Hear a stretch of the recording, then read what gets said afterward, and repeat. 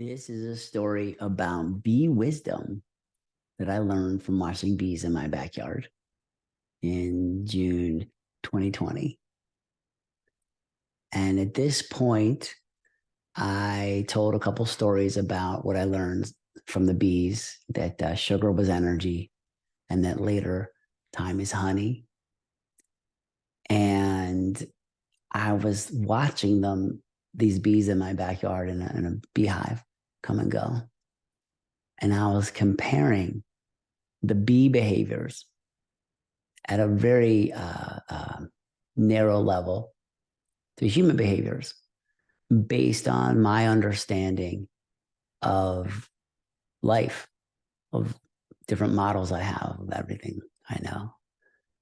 And I kept reorganizing the models in the order that I thought made sense in terms of what the bees were doing.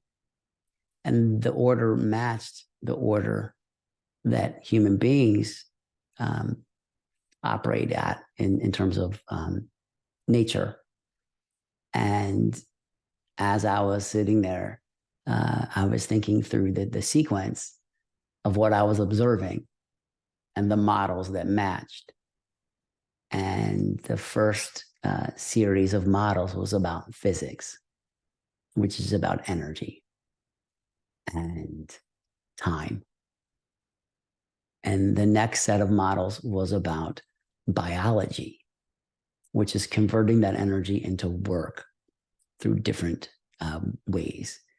Um, and then the next set of models was about psychology, which is about decision making and teamwork, which is an optimization. And what the bees are trying to do is optimize the rate of energy collection, the rate of energy storage, and the size of their population so that they have so much energy in their hive, they have to swarm, which is a way to clone their DNA and move to a new habitat, which is the optimal scenario, which is just like I mentioned earlier on this series, like a franchise, which is that. You'll need to add contact information for franchise before I can do that.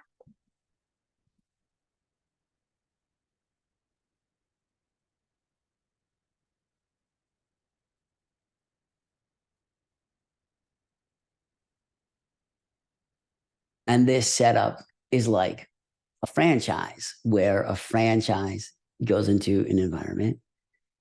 And if it does well and thrives, it'll get so big that it'll be possible to split it up into two or four or six and then move to a new habitat down the road and gather money from those customers and keep going, keep advancing through a country, the world, a habitat, and expand and gather energy, which is money, and clone the DNA, which is culture, and keep going. And I was thinking about this, like in terms of the business that I have, which is a franchise business, junk removal business. And I was thinking of psychology, which is around the way that bees operate together in this like cooperative environment inside the hive and outside the hive, and how things like specialization and different aspects of working together in this collaborative way to maximize the team success. And I was comparing that to things in business about planning together, working together, having a brand together, feeling proud together. And I thought that was cool. And then I got to economics, which is about the transfer of energy in the larger habitat, not just a beehive or an individual bee, but like the broader picture, the trading. And the bees are doing work to trade genetic material, which creates more flowers. So if they're successful at that, they can have more energy later, which is an advantage. That's economics. And the next doesn't exactly exist in the bee world, but it does a little bit, which is anthropology, because that's really a sort of cross hive idea. But sometimes a bee will go into the wrong hive, a different beehive. And sometimes that'll result in a share of genetic information. And sometimes, often, a queen bee will mate with bees from other hives and bring that DNA back. A queen bee will mate with multiple male bees and have a mix of genetic information in the fertilized eggs that she lays. And that is a way to take like the best of all worlds, these male bees that are buzzing around at the right time can fertilize a queen bee. And that means those male bees won some kind of competitive game. They're there. They're alive. They're flying around. They're looking for a queen. And so that's an advantage from an anthropological perspective.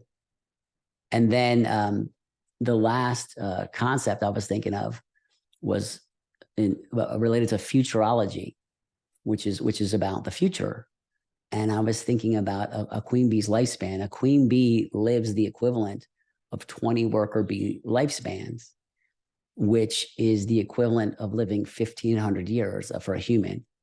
And the scenario that is comparable, if you scale it to human terms, would be if you could never leave your house, and the only way you got money is if your genetic daughters did work for 60 days per year, which is about the number of days the flowers are out where I live.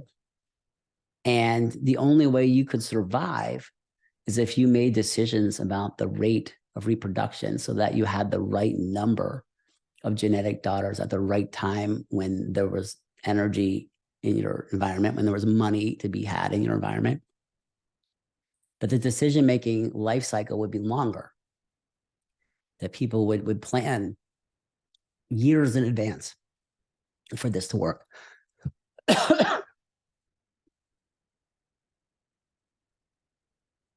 And that's, I call that the long game, playing the long game. I call that playing the long game. And I was thinking that it would be a better world if people planned further ahead like that, multiple generations. So a queen bee is planning for the survival of 20 worker bee, female worker bee, and male drone bee lifespans. And the only way she lives is if they live, because if the worker bees don't gather the energy in her habitat, she'll die. They won't keep her warm in the winter and she'll die. And I was thinking this idea about futurology, and this wisdom applies to humans. Is this is the game we're playing. We're playing the same game as the bees, the same, except we tokenize work with money and they tokenize work with honey. And the difference, well, one of the differences is that their model is regenerative, which means the work the bees are doing that they're trading for this energy is to spread the DNA of the flowers that are providing them with energy. And that's an additive process, which is regenerative. And what humans do is dissipative, which is we extract more than we put back. And this got me thinking about how I could become carbon negative and undo my lifetime carbon footprint. And what could I do with these ideas so that, when I die, I will have done something good. And I learned this from watching the bees in my backyard.